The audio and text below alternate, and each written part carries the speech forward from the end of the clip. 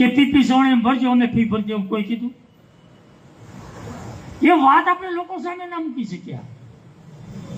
Right two એજ્યુકેશનની અંદર લાખો વિદ્યાર્થીઓ પ્રાઇવેટ સ્કૂલમાં ભણે અને સરકાર એની ફી આપે, સરકાર એને કપડાં આપે, બૂટ આપે, એના દફતરના પૈસા આપે, એ વાત આપણે લોકોને કરી ના શક્યા। આપણે કાચા પડ્યા।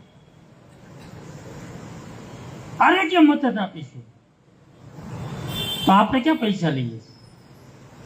આપણા હેલ્થ સેન્ટર, આપણી સ્મીમેર, આપણી સિવિલ, આરોગ્ય મફત જ છે। આપવાળા એવું કોઈને કીધું હતું કે પીપી સવર્ણીમાં દાખલ થજો, મહાવીરમાં દાખલ થજો તો તમને મફત સારવાર મળશે, એવું કોઈ કીધું હતું? લોકોને ગેરમાર્ગે દોરવામાં સફળ થયા અને આપણે લોકોને સમજાવવામાં અસફળ થયા।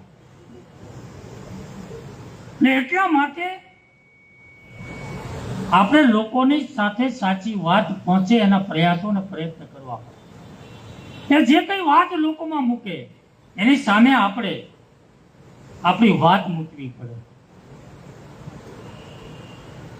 5 વર્ષ સુધી આત્યાઓએ નોકરા કૌભાંડ કર્યા, રેશન કાર્ડ દુકાનોના કૌભાંડ કર્યા, ગેરકાયદેસર બાંધકામોના કૌભાંડ કર્યા અને ચૂંટણી આવી છે એટલે મારા દીકરા સુંદરકાંડ કરે છે।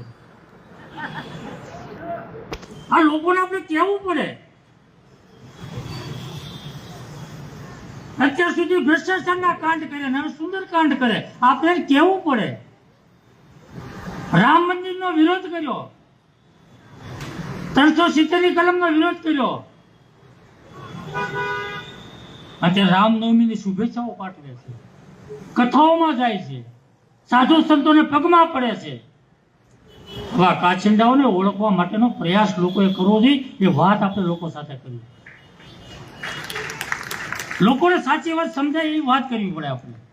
આ જ પ્રકારની તમામ અપડેટ જોવા માટે ન્યૂઝરૂમ ગુજરાતને લાઇક, શેર અને સબસ્ક્રાઇબ કરવાનું ભૂલતા નહીં।